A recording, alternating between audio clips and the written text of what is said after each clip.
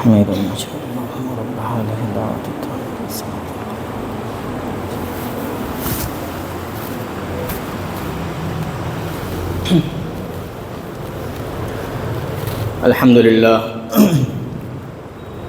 الحمد لله نحمده ونستعينه ونستغفره ونؤمن به ونتوكل عليه ونعوذ بالله من شرور أنفسنا ومن سيئات أعمالنا من يهده الله فلا مضل له ومن يضلله فلا هادي له وأشهد أن لا إله إلا الله وحده لا شريك له وأشهد أن محمدًا عبده ورسوله يا أيها الذين آمنوا اتقوا الله حق تقاته ولا تموتن إلا وأنتم مسلمون يا أيها الناس اتقوا ربكم الذي خلقكم من نفس واحدة وخلق منها زوجها وبث منهما رجالا كثيرا ونساء واتقوا الله الذي تساءلون به والأرحام إن الله كان عليكم رقيبا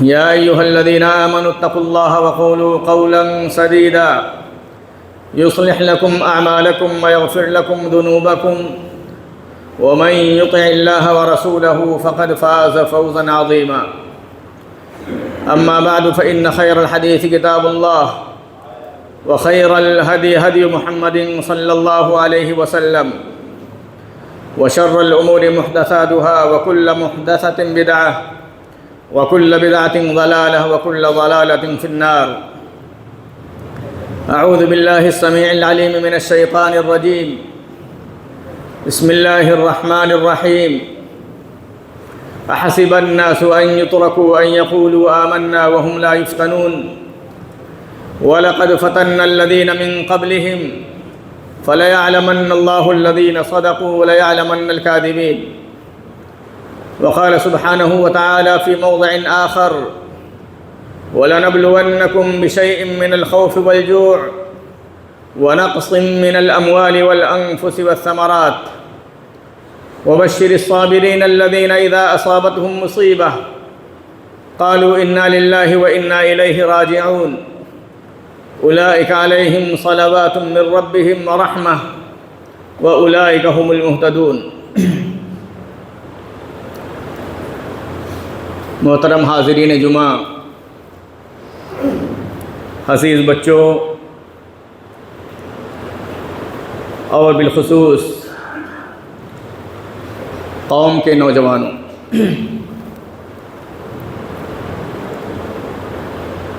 اللہ تبارک و تعالی قرآن کریم میں ارشاد فرماتا ہے احسب الناس ان يتركوا ان يقولوا آمنا وهم لا يفتنون، کیا لوگوں نے یہ سمجھ رکھا ہے، یہ گمان کر رکھا ہے کہ انہیں چھوڑ دیا جائے گا اس بنیاد پر کہ انہوں نے آمنا کہا ہے؟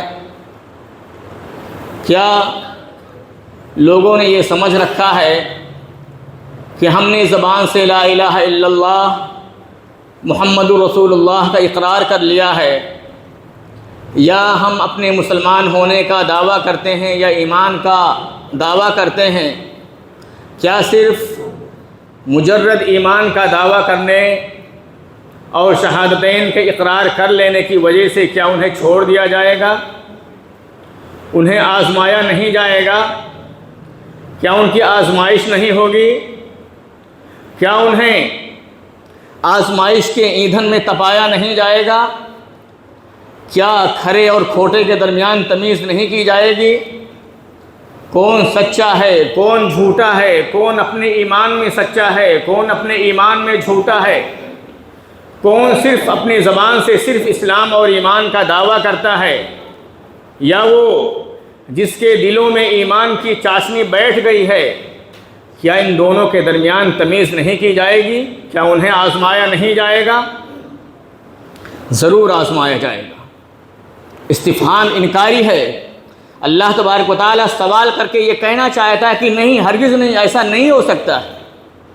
صرف زبان سے لا الہ الا اللہ کا اقرار کر لینا اور ایمان کا دعویٰ کر لینا کافی نہیں ہے، بلکہ شہادتین لا الہ الا اللہ اور محمد الرسول اللہ کا اقرار کرنے کے بعد ایمان کا دعویٰ کرنے کے بعد آپ کو آزمایا جائے گا، آپ کو تپایا جائے گا، آپ کو ہر طرح کی آزمائشوں سے دوچار کیا جائے گا۔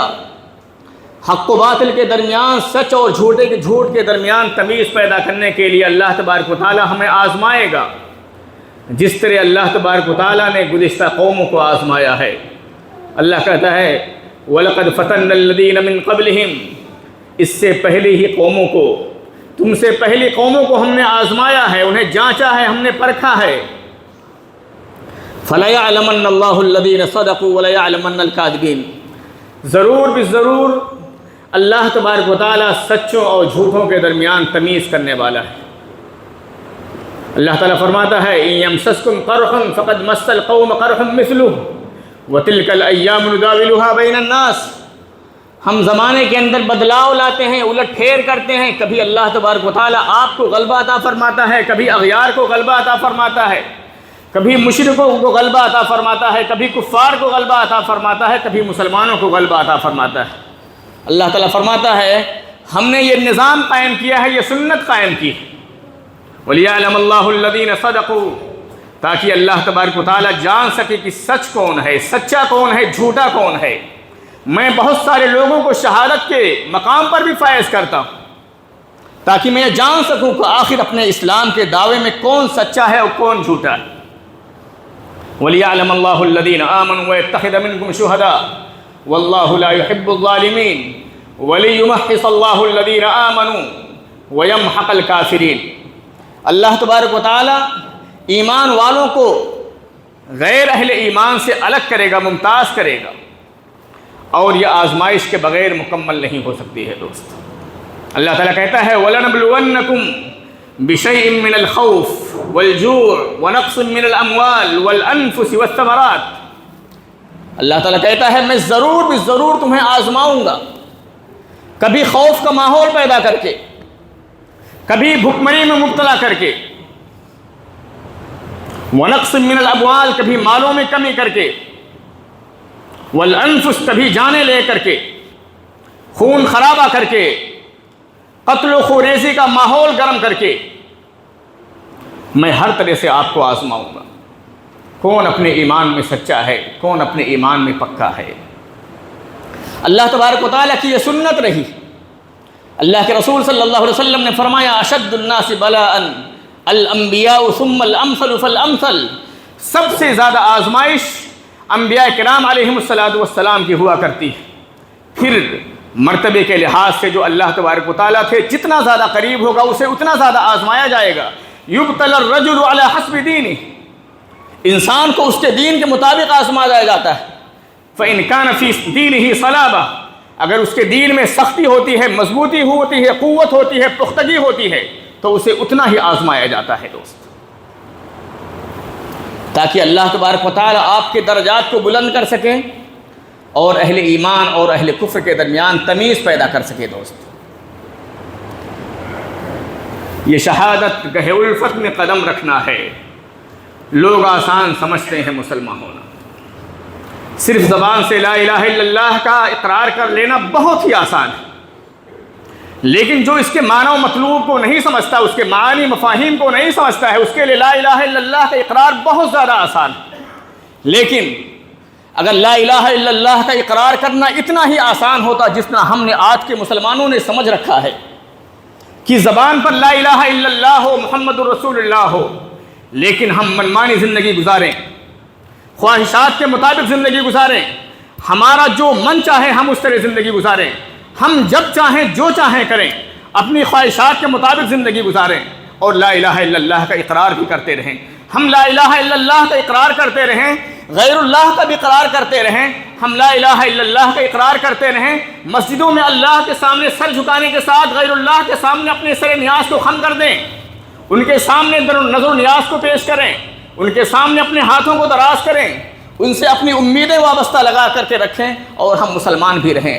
دوستو اگر لا الہ الا اللہ کا اقرار ایسا ہی ہوتا تو شاید کہ مشرکین مکہ میں سے کوئی بھی انسان مشرک نہ بستا، لیکن وہ جانتے تھے، سمجھتے تھے کہ لا الہ الا اللہ کا اقرار کرنے کے بعد بہت ساری پابندیاں ہم پر عائد ہوتی ہیں۔ دوست لیکن جب لا الہ الا اللہ کی چاشنی اور اس کی محبت انسان کے دلوں میں بس جاتی ہے، جب انسان لا الہ الا اللہ کی حقیقت کو سمجھ لیتا ہے، تو دنیا کی ساری طاقتیں، دنیا کی ساری آزمائشیں، ساری مصیبتیں اس کے سامنے آسان ہو جاتی ہیں۔ دوست، ہم آج کے بہت پرفتن ماحول میں زندگی گزار رہے ہیں، اس لیے ضرورت ہے ہم اپنے ایمان کی حفاظت کے لیے، اپنے بچوں کی ایمان کی حفاظت کے لیے کچھ طریقہ کار اختیار کریں۔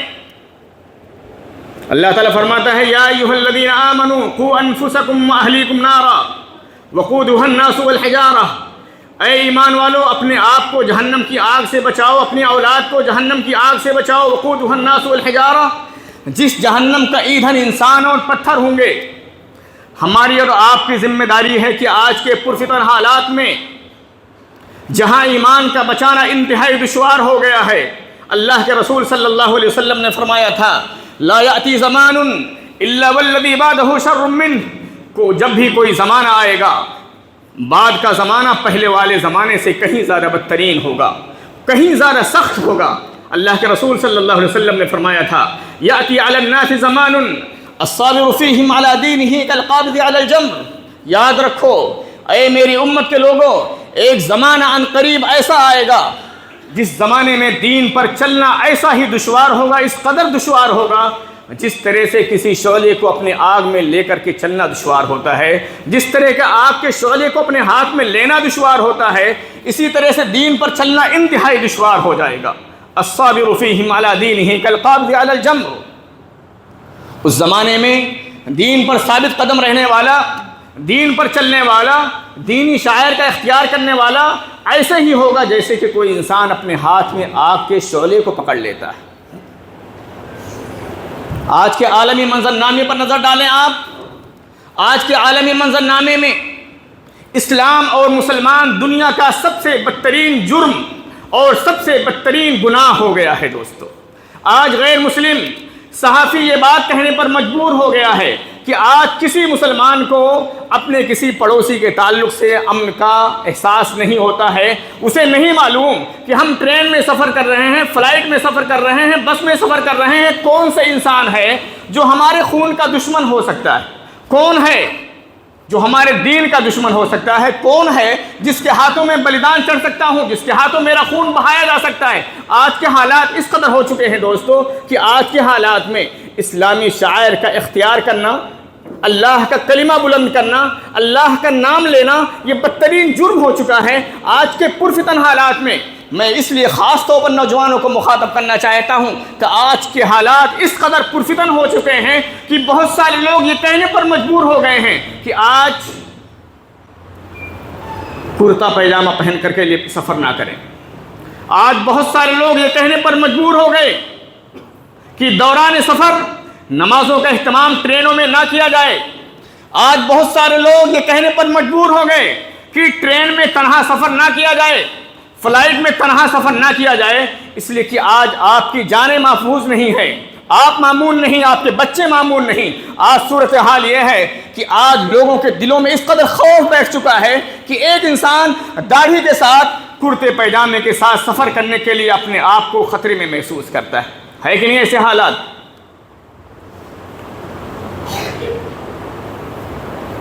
ان پرفتن حالات میں ہم اپنی حفاظت، اپنے بچوں کے دین و ایمان کی حفاظت کیسے کریں گے دوست؟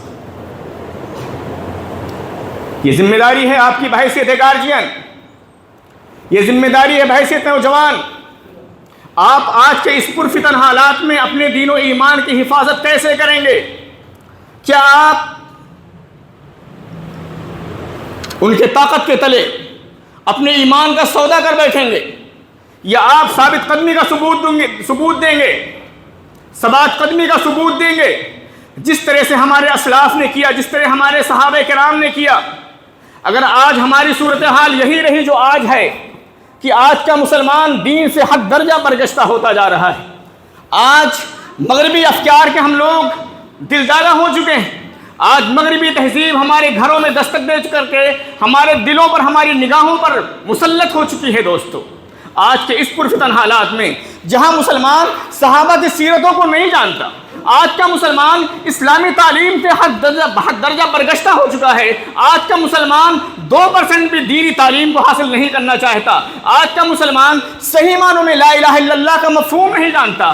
آج کا مسلمان، آج کا نوجوان اللہ تبارک و تعالیٰ کی صحیح معنوں میں معرفت نہیں رکھتا ہے. آپ ذرا بتلائیے کہ آج کے پرفتن حالات میں ہم اپنے ایمان کی حفاظت کیسے کریں گے دوست؟ اگر ان نازک حالات میں ہم اپنے ایمان کی حفاظت نہیں کر پا رہے ہیں، اگر ہمارے ساتھ مکہ کا وہ واقعہ یاد آ جائے، مکہ کے وہ حالات ہمارے سامنے آ جائیں، ہم اپنے دین و ایمان کی حفاظت کیسے کریں گے دوست؟ ہمارے بچے ان واقعات کو پڑھتے ہیں، سیکھتے ہیں. سبق لینا چاہیے ہمیں کہ آخر وہ کون سی طاقت تھی، آخر وہ کون سی قوت تھی، آخر وہ کون سی تربیت تھی جس کی وجہ سے دنیا کے ظالم و جابر تھک گئے، ہار گئے، لیکن 8 سال کا بچہ اپنے اسلام سے برگشتہ نہیں ہوتا ہے. خباب بن عرد رضی اللہ تعالیٰ عنہ، حضرت بلال رضی اللہ تعالیٰ عنہ، حضرت عمار بن یاسر رضی اللہ تعالیٰ عنہ، حضرت سمیہ رضی اللہ تعالیٰ عنہ، ان سارے لوگوں کے واقعات کو آپ لوگ پڑھتے ہیں. اور اگر نہیں پڑھتے ہیں تو نوجوانوں آپ ان صحابہ کرام کے واقعات کو پڑھیے، اسلاف کی زندگی کا مطالعہ کیجئے تاکہ آج کے اس پرفتن حالات میں اپنے دین و ایمان کی حفاظت کر سکیں. حضرت بلال رضی اللہ تعالیٰ عنہ کو مکہ کی تپتی ہوئی صحراؤں میں نکالا جاتا ہے، پتھروں پر گھسیٹا جاتا ہے، ان کے سینے پر انتہائی بھاری بھرکم پتھر رکھ دیا جاتا ہے، جلتا ہوا پتھر رکھ دیا جاتا ہے، اور حضرت بلال سے کہا جاتا ہے کہ تم محمد کا انکار کر دو، لا الہ الا اللہ سے انکاری ہو جاؤ، منکر ہو جاؤ، لا الہ الا اللہ کا اقرار نہ کرو.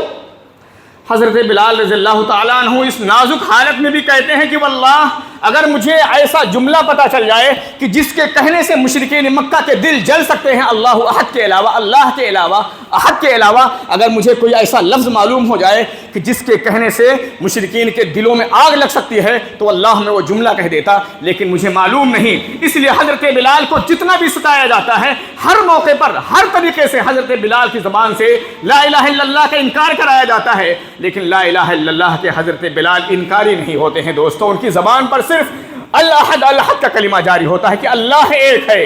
ہم نے اللہ کی وحدانیت کا اقرار کیا ہے. اب دنیا کی ساری طاقتیں، دنیا کے سارے مظالم کی داستانیں میرے سامنے پیش کر دی جائیں، اب میں لا الہ الا اللہ سے کبھی برگشتہ نہیں ہو سکتا ہوں.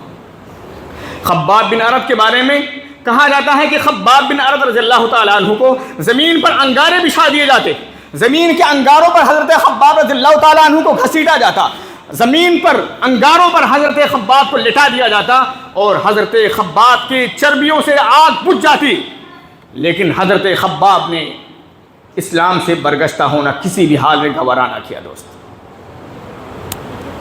کسی بھی حال.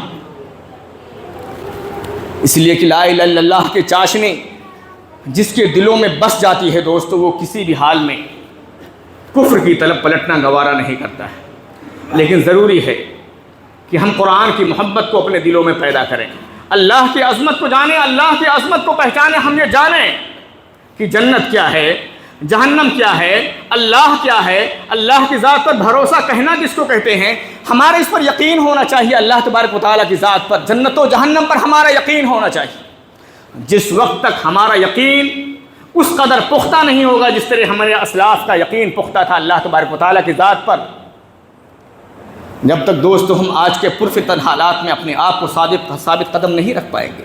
اس لیے ضروری ہے نوجوانوں کے لیے، خاص طور پر جو زیادہ اسفار کرتے ہیں، جنہیں باہر کا سفر کرنا پڑتا ہے، آئے دن کس کے ساتھ کون سے نازک حالات آ جائیں کوئی نہیں جانتا ہے دوست. اللہ کے رسول صلی اللہ علیہ وسلم نے فرمایا ان بین یدی الساعۃ ایاما یرفع فیہا الجہل ویکثر فیہا الجہل ویکثر فیہا الحرج. قیامت سے پہلے ایسے ایام آئیں گے کہ جس میں قتل خوریزی عام ہو جائے گی، جہالت عام ہو جائے گی، علم کم ہو جائے گا، اہل علم اٹھا لیے جائیں گے، جہالت اپنے پنجے گاڑ دے گی اور ہر زمین پر، روئے زمین پر خون اور فساد برپا ہو جائے گا دوست. آج دیکھیے جہاں بھی دیکھیے صرف خون ہے، جہاں دیکھیے ظلم ہے، جہاں دیکھیے انسانیت کے ساتھ کھلواڑ کیا جاتا ہے دوست. انسان کا خون اس زمانے میں سب سے زیادہ ارزاں ہو چکا ہے. سب سے زیادہ اگر کوئی ارزاں ہے اس زمانے میں دوستو تو مسلمانوں کا خون ہے. لیکن اسلام سے برگشتگی، اسلام سے دوری، اسلام سے انحراف کے نتیجے میں جہاں بہت سارے فتنے ہیں، جہاں قتل خوریزی عام ہے، جہاں زنا عام ہے، جہاں جہالت اپنے پنجے گاڑ چکی ہے، جہاں علم اٹھایا جا رہا ہے، وہیں پر ارتداد کا فتنہ بھی اپنی پوری قوت کے ساتھ ہمارے معاشرے پر چھا چکا ہے دوست۔ ہمارے بہت سارے نوجوان اسلام سے دوری کی وجہ سے، ہماری بہت ساری خواتین اسلام سے دوری کے نتیجے میں، مغربی افکار کے تسلط کے نتیجے میں ہماری بہت ساری خواتین اسلام سے مرتد ہو رہی ہیں۔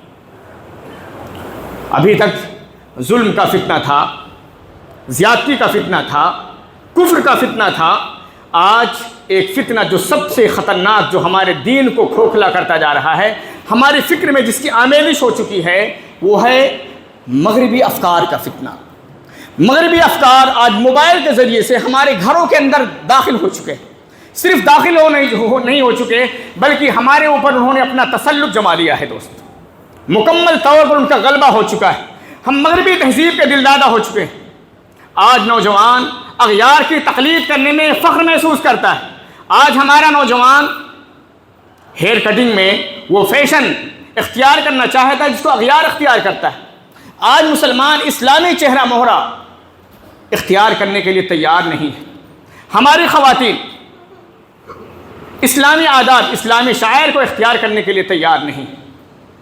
بے پردگی حد درجہ عام ہو رہی ہے۔ اسلامی کلچر ہم سے دور ہوتا جا رہا ہے۔ ہم مغربی کلچر کو مکمل طور پر لباس کے طور پر اختیار کر رہے ہیں، آداب و اطوار کے طور پر اختیار کر رہے ہیں، جس کی وجہ سے آج لاکھوں کی تعداد میں ہماری خواتین اسلام سے مرتد ہو رہی ہیں، لاکھوں کی تعداد میں۔ اس کے ذمہ دار ہم ہیں، آپ ہیں، بحیثیت بھائی، بحیثیت گارجین، بحیثیت باپ، آپ اس کے ذمہ دار ہیں۔ اگر ہمارا بھائی مرتد ہو رہا ہے، اسلام سے غیروں سے شادی کر رہا ہے، غیر مسلموں سے شادی کر رہا ہے، غیر مسلم خواتین سے شادیاں کر رہے ہیں ہم لوگ، اس پرفتن حالات میں، اس فتنے کے دور میں ضرورت یہ ہے دوستو کہ ہم لوگ، ہمارے نوجوان اللہ تبارک و تعالیٰ کے بارے میں خاص طور پر معرفت حاصل کرنے کی کوشش کریں۔ ضرورت ہے کہ ہم اپنے آپ کو علم سے آراستہ کریں۔ ضرورت ہے گارجین حضرات اپنے بچوں کو اسلاف کے اسباق سکھائیں۔ ہم صحابہ کرام کی زندگیوں کا مطالعہ کریں، قرآن کا مطالعہ کریں کہ کس طرح سے ہمارے نوجوانوں نے، ہمارے صحابہ کرام نے، ہمارے اسلاف نے، ہمارے بزرگوں نے، ہمارے انبیاء کرام نے ثابت قدمی کا ثبوت دیا۔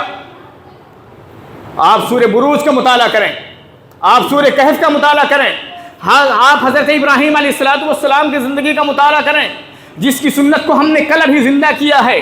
آپ ان کی زندگیوں سے سبق سیکھیں دوستو۔ صرف سن کر کے ہم اپنے کانوں سے گزار دیں ہمارے لیے کافی نہیں ہے۔ آج کے حالات میں ہمیں زیادہ سے زیادہ ابراہیم علیہ السلام کی زندگی کا مطالعہ کرنے کی ضرورت ہے دوستو۔ اصحاب الاخدود، سورہ بروج کی ہمیں مطالعہ کرنے کی ضرورت ہے۔ اللہ تبارک و تعالیٰ نے ان واقعات کو ہمارے لیے ذکر کیا ہے کہ ہم نصیحت حاصل کریں دوست۔ اصحاب الاخدود، اصحاب کہف، ابراہیم علیہ السلام، اس کے علاوہ نامعلوم کتنے صحابہ کرام کی زندگیاں ہیں، اسلاف کی زندگیاں ہیں، انبیاء کی زندگیاں ہیں۔ اگر ہم لوگ پڑھیں گے تو انشاءاللہ کچھ نہ کچھ دیر کے لیے ہمارے زندگی میں ضرور تازگی آئے گی، ایمان میں تازگی آئے گی۔ اصحاب الاخدود، جس کے بارے میں اکثر و بیشتر ہم جو ہے سنتے رہتے ہوں گے شاید کہ اصحاب الاخدود ایک ظالم بادشاہ تھا۔ اس زمانے میں ایک بچہ مسلمان ہو گیا، ایک راہب تھا، اس راہب کے ذریعے سے ایک بچہ مسلمان ہو گیا، اور اس بچے کی وجہ سے ایک بادشاہ کا ہم نشین تھا، وہ بھی مسلمان ہو گیا، جو کہ اندھا ہو گیا تھا۔ اندھا ہو گیا وہ بچہ، اللہ تبارک و تعالیٰ کے اس قدر قریب ہو گیا تھا کہ اللہ تبارک و تعالیٰ کی اجازت سے وہ برس کی بیماری یا اندھوں کو جو ہے شفایاب کر دیا کرتا تھا، اللہ تبارک و تعالیٰ کے فضل اس کی توفیق سے۔ جب بادشاہ کا ہم نشین، ہم جلیس شفایاب ہو گیا تو اس نے پوچھا کہ آخر تم کیسے شفایاب ہو گئے؟ کہا فلاں بچے کی وجہ سے میں شفایاب ہو گیا ہوں، میرے اللہ نے مجھے شفا دے دیا ہے۔ کہا کون سا اللہ؟ میرے علاوہ کی روئے زمین پر کوئی اللہ، کوئی رب پایا جاتا ہے؟ کہا ہاں، ایک اللہ ہے جس نے مجھے شفا دی ہے۔ آخرکار بہت لمبا قصہ ہے، بہرحال اس بچے کو بلایا گیا، راہب کو بلایا گیا، اس کے ہم جلیس کو بلایا گیا۔ بادشاہ نے ایک ایک کر کے کہا کہ تم اس رب کا انکار کرو، اس اللہ کا انکار کرو جس کے تم اقراری ہو۔ ان لوگوں نے کسی بھی حال میں انکار کرنا گوارا نہ کیا۔ بادشاہ نے آرا منگوایا، آرا منگوا کر کے ان کے جسم کے ٹکڑے کر دیا، آدھا آدھا کر دیا، دونوں لوگوں کو قتل کر دیا۔ اللہ کے رسول صلی اللہ علیہ وسلم کے سامنے جب صحابہ کرام نے آ کر کے اپنی ظلم کی شکایت کی، اللہ کے رسول صلی اللہ علیہ وسلم مشرکین مکہ ہمیں اس طرح سے عذاب دے رہے ہیں، اس قدر سزائیں دے رہے ہیں، تو اللہ کے رسول صلی اللہ علیہ وسلم نے فرمایا کہ یاد کرو گزشتہ قوم کو، کہ گزشتہ قوموں میں بعض لوگوں کے ساتھ ایسا سلوک کیا گیا کہ ان کے لیے گڑھا کھودا گیا، گڑھا کھود کر کے ان کو گاڑ دیا گیا، اور گاڑ کر کے منشار یعنی آرا لا کر کے ان کے جسم کے ٹکڑے کر دیے گئے، آدھا آدھا چیر دیا گیا۔ اور صرف اسی پر اکتفا نہیں کیا گیا بلکہ ایمان کے نتیجے میں، اسلام کے نتیجے میں لوہے کی کنگھیوں سے ان کے جسم کو کھرس دیا گیا، ان کی ہڈیوں سمیت ان کے جسم کو کھرس دیا گیا، ان کے خون کو کھرس دیا گیا، لیکن وہ لوگ دین سے برگشتہ نہیں ہوئے۔ وَلَكِنَّكُمْ قَوْمٌ تَسْتَعْجِلُونَ، لیکن تم جلد باز قوم ہو، ابھی تمہارے ساتھ وہ سلوک نہیں ہوا ہے جو گزشتہ قوموں کے ساتھ کیا گیا، اور تم یہاں پر ظلم کی شکایت لے کر کے آئے ہو۔ یعنی مشرکین مکہ نے صحابہ کرام کو اس قدر ستایا، اس قدر ستایا کہ ہم ظلم کی وہ داستانیں سننے کی بھی طاقت نہیں رکھتے ہیں۔ اللہ کے رسول صلی اللہ علیہ وسلم نے فرمایا کہ تم جلد باز قوم ہو، یہ تو بہت کم ہے، بہت معمولی ہے، بہت ہلکا عذاب ہے تم سے پہلی قوموں کو۔ تو آؤ، اس وقت کے بادشاہوں نے آروں سے آدھا آدھا کر کے الگ کر دیا، لوہے کی انگور جو ہے، لوہے کے کنگھیوں سے ان کے جسم کو، ان کے خون کو جو ہے، ان کے گوشت کو جو ہے نوچ لیا گیا تھا، لیکن وہ لوگ دین سے برگشتہ نہیں۔ یہ شہادت گہے الفت میں قدم رکھنا ہے، لوگ آسان سمجھتے ہیں مسلمان ہونا۔ بہرحال اس ظالم بادشاہ نے اس بچے کو قتل کرنا چاہا لیکن وہ قتل نہیں کر سکا۔ بادشاہ نے کہا کہ اس بچے کو پہاڑ پر لے جاؤ اور پہاڑ سے اس کو گھسیٹ دو، زمین پر گرا دو۔ پہاڑ پر لے جایا گیا، اس نے اللہ تبارک و تعالیٰ سے دعا کی، اللہ تو مجھے نجات دے، میرے لیے کفایت کر جا۔ پہاڑ ہیل گیا اور پہاڑ کے اندر زلزلہ آیا جس کی وجہ سے سارے لوگ گر گئے اور وہ بچہ بچ گیا۔ پھر وہ بچہ چلتا ہوا بادشاہ کے پاس آیا۔ بادشاہ نے کہا کیا ہوا تمہارے ساتھ، تم کیسے بچ گئے؟ اس نے کہا میرے رب نے مجھے بچایا ہے، میرے اللہ نے مجھے بچایا ہے۔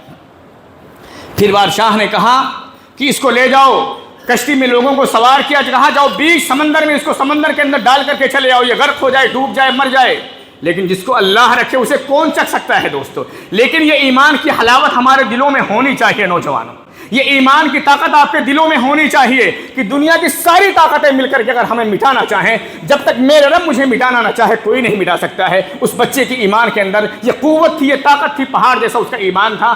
لے جایا گیا سمندر کے اندر، اللہ تبارک و تعالیٰ سے اس نے وہاں بھی دعا کی، کشتی کے سارے لوگ غرق ہو گئے، بچہ بچ کر کے پھر دوبارہ بادشاہ کے پاس آیا۔ بادشاہ نے کہا تم پھر کیسے بچ گئے؟ کہا سارے لوگ ڈوب گئے، میں بچ گیا ہوں، میرے اللہ نے مجھے بچایا ہے۔ پھر بچے نے کہا کہ بادشاہ تم مجھے ایک طریقے سے مار سکتے ہو، نہیں تو تم ہرگز مجھے قتل نہیں کر سکتے، کسی بھی حال میں قتل نہیں کر سکتے تم۔ ایک طریقہ ہے، ایک طریقہ یہ ہے کہ دنیا کے سارے لوگوں کو اکٹھا کیا جائے، آپ اپنی پوری رعایا کو اکٹھا کریں ایک میدان کے اندر، مجھے وہاں سولی دی جائے اور سولی دے کر کے مجھے اللہ کے نام پر تیر مارا جائے، اور تیر ماریں گے جس کی وجہ سے میں شہید ہو جاؤں گا۔ بادشاہ نے لوگوں کو اکٹھا کیا، تیر نکالا اور اللہ تبارک و تعالیٰ کے نام سے تیر مارا گیا۔ بسم اللہ رب ھذا الغلام، اللہ کے نام سے جو اس غلام کا رب ہے۔ تیر نکلا، اس کے کن پٹی پہ جا کر کے تیر لگا، وہ بچہ انتقال کر گیا، شہید ہو گیا۔ جتنے حواری مواری وہاں پر موجود تھے سب نے کہا آمنا باللہ رب ھذا الغلام، باللہ رب ھذا الغلام، ہم سارے لوگ اس غلام کے رب پر ایمان لاتے ہیں۔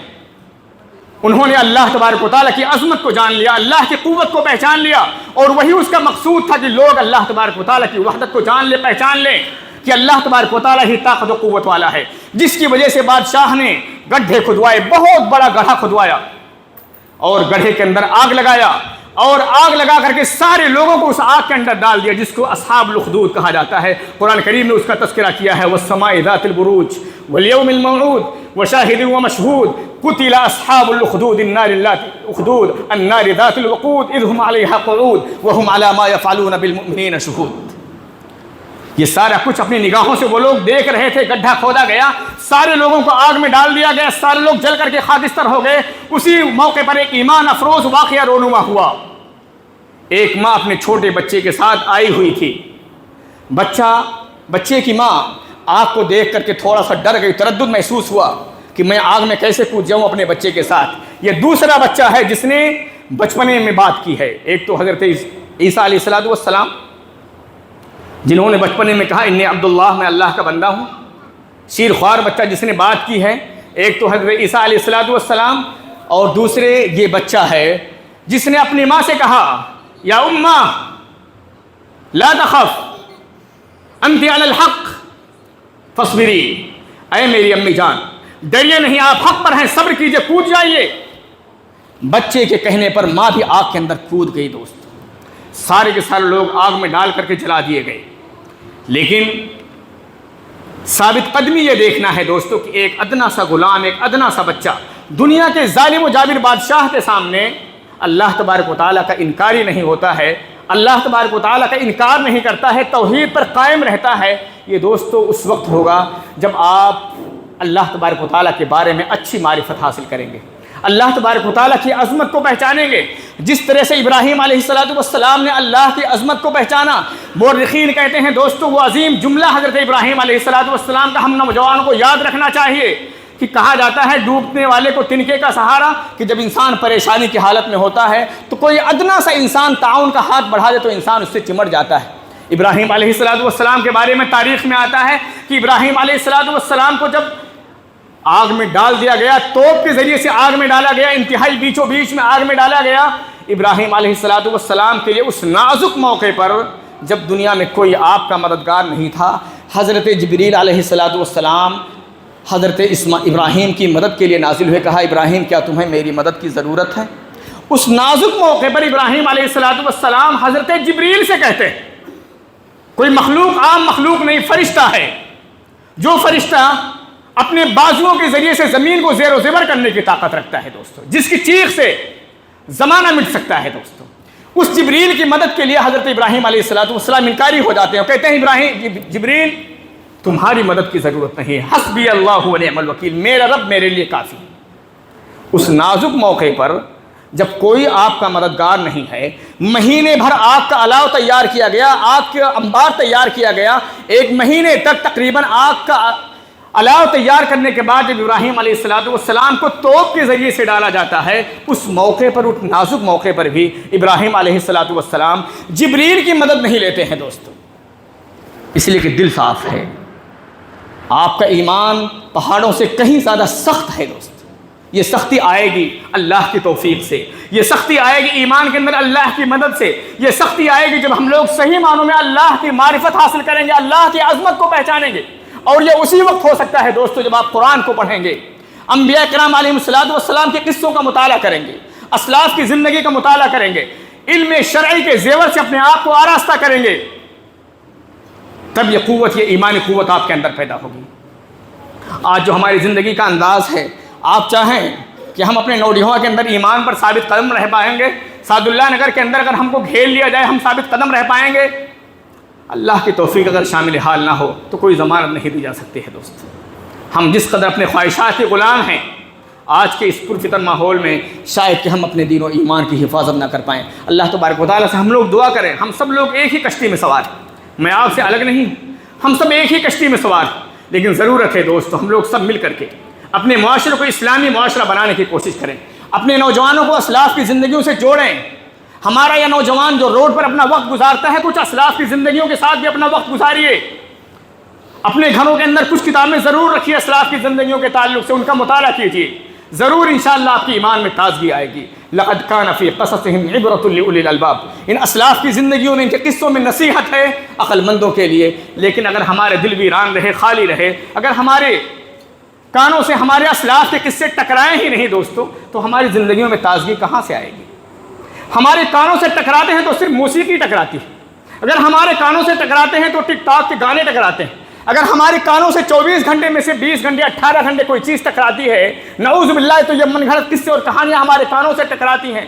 یہاں سے ایمان کی صدا کہاں سے آئے گی دوستو؟ ایمان کی حلاوت ہمارے دلوں میں کہاں سے داخل ہوگی؟ نوجوانیوں, آپ احساس پیدا کریں, اپنی زندگی کی قیمت کو سمجھیں, ملک کے حالات پر نظر رکھیں, آپ جو سنتے ہیں جو دیکھتے ہیں یہ مت سوچیے کہ میرے ساتھ ایسا ہونے والا نہیں، میرے ساتھ بھی ہو سکتا ہے، آپ کے ساتھ بھی ہو سکتا ہے۔ آئے دن مور لنچنگ کے حالات رونما ہو رہے ہیں، آئے دن ٹرینوں میں مسلمانوں کے ساتھ بدتمیزی کا سلوک کیا جاتا ہے، آئے دن مسلمانوں کو روڈ پر چلتے ہوئے ان کو خون بہا دیا جاتا ہے، صرف کس لیے؟ صرف داڑھی کے نتیجے میں، صرف کرتا پائجامے کی وجہ سے، صرف اللہ کا نام لینے کی وجہ سے، صرف مسجدوں میں نماز کے قیام کی وجہ سے آپ کو ستایا جاتا ہے۔ اس لیے یہ نہ سمجھے کہ میرے ساتھ ایسا ہونے والا نہیں ہے دوست، حالات بہت ہی پرخطر ہیں۔ اللہ تبارک و تعالی ہمارے دین و ایمان کی حفاظت فرمائے، اللہ تبارک و تعالی ہمیں اسلاف کی زندگیوں سے سبق لینے کی توفیق عطا فرمائے، اللہ تبارک و تعالی ہمیں اپنے آپ کو، اپنے اولاد کو دین علم سے آراستہ کرنے کی توفیق عطا فرمائے، آمین ثم آمین، وآخر دعوانا الحمدللہ۔